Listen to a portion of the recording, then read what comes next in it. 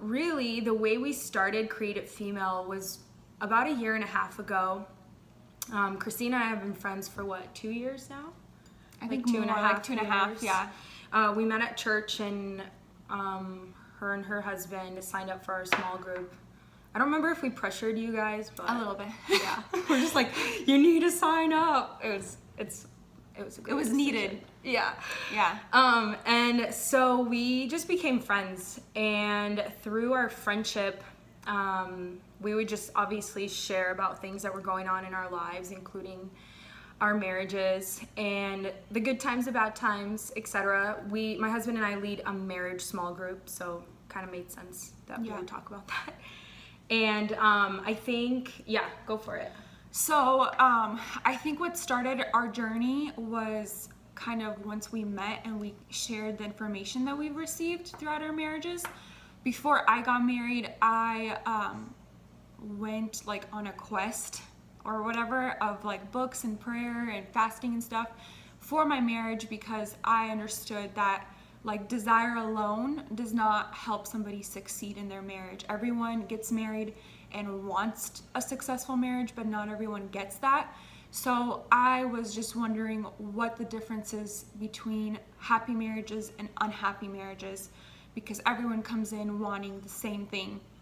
So I read a book, and it like blew my mind because it was the complete opposite of what I've been taught my whole life.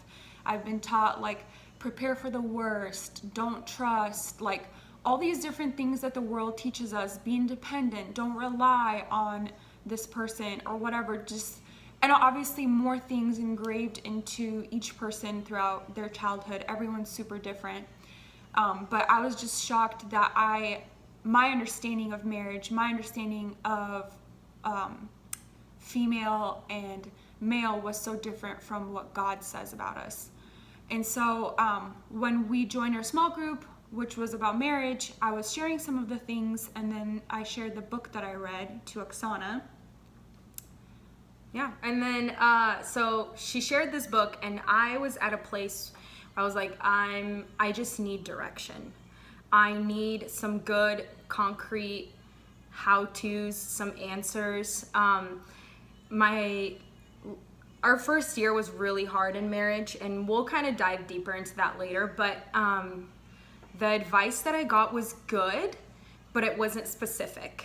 For instance, respect your husband or love one another. Like, that's amazing advice, but I was like, how? How do I do this? What does this look like? I realized my husband and I were hearing different things when we talked to each other. The intentions were not clear. And so when Christina shared this book with me, I noticed that her and her husband, they just had this awesome like unity, and I was like, okay, something about them is like different. I want to know, why is their marriage different from the ones I see around? And so I started reading this book as well, and it was so good. There were so many answers, so many things came to light, and then I slowly started incorporating this wisdom, and it truly just changed my marriage over time. And we're still growing.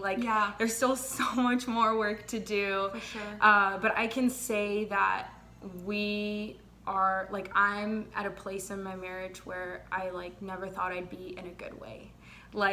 I'm just so happy and fulfilled. And I think our purpose with Created Female is to tell women that there is hope. There is a way of marriage and unity that has been designed by God. And there's so much wisdom in the Bible, but some of it just hasn't been explained. And maybe some of the things that are right have been abused. And so we want to encourage women. And we want to let them know there is a better way. There really is. Yeah, and we just want to make it clear that we're not professing to have the perfect marriage or be the perfect people. We are just saying that we're on a journey for growth, and we're on a journey for wisdom and knowledge, and unity in our marriages, and we're just welcoming you guys into that, and we're just going to share the things that we're learning with you, and we hope that you guys will join us on this path, Yeah. So we are going to have a blog soon where we'll have more in-depth posts and themes and wisdom and lessons that we've learned, that have techniques that we've applied, things that we have done, ways that God has grown us and we've seen the fruit of. So that blog will be coming soon, and we do hope to be live at least once a week and just discussing and sharing and encouraging. Yeah, so we wanted to go over some statements that we got to our question of what women said they wish they knew before they got married. Oksana, did you have a topic that you wanted to go over? Well, actually, maybe we can even answer that one first. Like, what's something that you wish you knew? So what I wish I knew before I got married was, I think, in more depth, what it means to give your spouse freedom, because I'm the type of person that's very neat, organized, like on top of things, and my husband's not. He's more of a free spirit when it comes to his decision making. So I think that I tried to make him more like me, and I was stealing his freedom. I was controlling the way that he viewed life instead of communicating why I feel that we should do things my way, or him communicating why we should do things his way. And so what I found was huge is the fact that Jesus died for our free will, for our freedom, and we should never take it away from anybody, and that means our spouses. And I think that sometimes when we're really close to somebody and when their decisions affect us, we think that gives us a right to take away our spouse's freedom. And so I thought that was a really big thing, and once I started applying that into my life, I noticed how much smoother things went for me, and I didn't control my husband, or I didn't try to make him more like me. I just let him be who he is, and things just really smoothed out in many ways. Yeah, that's so good. Yeah. Acceptance, which we're going to talk about that a lot, and why that's important, and how Christ modeled acceptance to the perfect degree, because he accepted us when we were sinners. I mean, not perfect, not doing everything we should, but he accepted us, and he gives us freedom. That's a huge thing for God, is free will. So we'll talk about that a little bit later, and the power of acceptance in marriage. Yeah. And I think for me, a big thing I wish I knew, is, I guess, respect. I wish I knew how to respect a man. That's a good one. We'll talk a little bit about our backgrounds, but I never was really taught that, and I'm very naturally an independent person, and that's how I was raised, and there's great things about that, but there's also some drawbacks in marriage about that. And I know one of the people that answered to our question talked a little bit about submission and what that means, and that word freaked me out before marriage, and so I wish I had someone to explain a little bit more on how, like, what respect is to a man, because respect to a man is what love is to a woman. And knowing that and applying that and understanding that respect is, a lot of it's reaction, and for us, like, what I've realized is love is an action. So saying things, doing things, the 5 languages of love, which someone else mentioned, would be so helpful to know before marriage, and we absolutely agree with that. So most of those things are actions, actually. And respect is really a reaction. It's like, you can't really say, like, I respect you, but then do something disrespectful. Yeah. So we'll talk a little bit about that, but that's a topic I'm kind of passionate about, and I wish I knew before, but you know what? It's never too late. Now is the best time to start. And if your marriage isn't where you want it to be, that's fine. Realize that, and we encourage you that it can only get better. Yeah, so Some questions that we got that I found was interesting was how to manage your finances in a marriage. Somebody said, I wish I knew better on what it means to manage my finances in my marriage. What I feel about that as a woman is separating your needs from your wants. And so I feel like when you're making your wants, your needs to your husband, and he feels like he's never able to keep up, I think that's a really big deal. And lightening that burden for your husband, just being that person that's like, I'm going to do the best I can to just make sure that we find our needs. And then if we have anything left over, I'll discuss my wants with my husband. And that just gives him so much freedom to not stress out about work and trying to constantly fulfill the desires that we have that are not necessary all the time. So that's just one little thing. We'll definitely have more in our blogs on all of these topics. This is just a little overview. Yeah, overview. Sneak peek, Yeah. what to expect. And then Oksana already covered a question that we had about submission. I think that she will also have a blog. We're gonna cover submission and respect and what that means in marriage and for our spouses. What was another question that we had? Oh, I had this one I actually found really interesting. A person said, I wish I knew that marriage wasn't as difficult as some people portrayed it to be, and that it's actually very natural sometimes.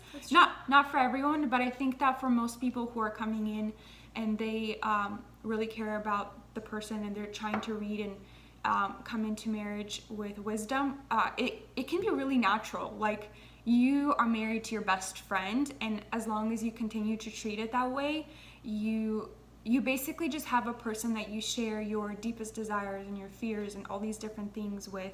And I thought that was a really cool thing to know, because some people are afraid of commitment, are afraid of marriage because they've seen so much divorce rates or they've seen so much bad marriages that it's become a fear in their life. And so we do want to encourage people that although it is work, marriage can also be really great, and it can be so fun, and it can be the best thing that happens to you.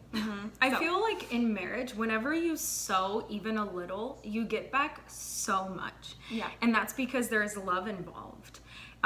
So we're super excited to teach and share with women how, like, practical ways of sowing into your marriage, and we're excited to hear testimonies and share our own testimonies of what that's done in our lives. Yeah, for sure. There was one that I really liked, and someone mentioned one thing that they wished they knew before marriage was that we can't rely on our spouses to make us happy. Yeah. And that was so good. That's so good. That really, that was speaking to me too. I wish I knew that too. There's so many things I wish I knew, but absolutely agree with that.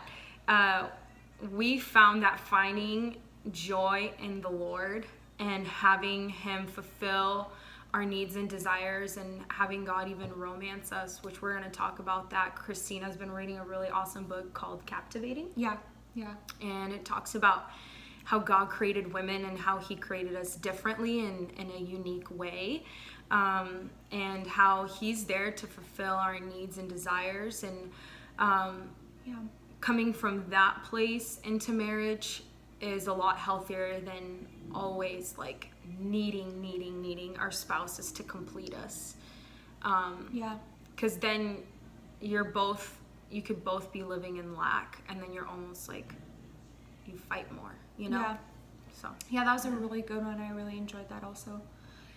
So I think we will be closing because we don't want to take too much of your time. We just want to leave you guys off with hope. We just want to make sure that you guys know that we are also on a journey, like we said, and we want people to join us to have conversations. We are going to be encouraging you guys with books, things that we've found useful. Yeah, exactly. Whatever. No, we just want to encourage everyone. Again, we'll have recommendations for things that have helped us. Hopefully you guys will find useful whatever we post.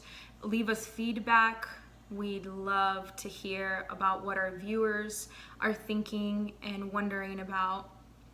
And thank you so much for everyone that joined us here on the live. We're excited to read all the comments, and we hope to see you guys next week. And remember, it doesn't matter how much time has gone by, how long you've been married, how many things you've went through. There's always hope. There's always redemption. God can heal any wound, and He can direct you. Every single breath that you breathe, every single day that you have is another chance. Yes. Another day to start something new, to keep growing and to keep loving your spouse and God. Amen. And then one thing that we actually talked about a little bit today is how God really has the power to bring death to life. Yeah. So if you're maybe even at that extreme place where you're like, I don't know where I'm at, I feel dead in these areas, it actually takes a dead seed to be planted into good soil and watered, and then it'll bring new fruit, new life, and something so beautiful. All right. Thank you so much for joining us. We'll see you next time. Yes.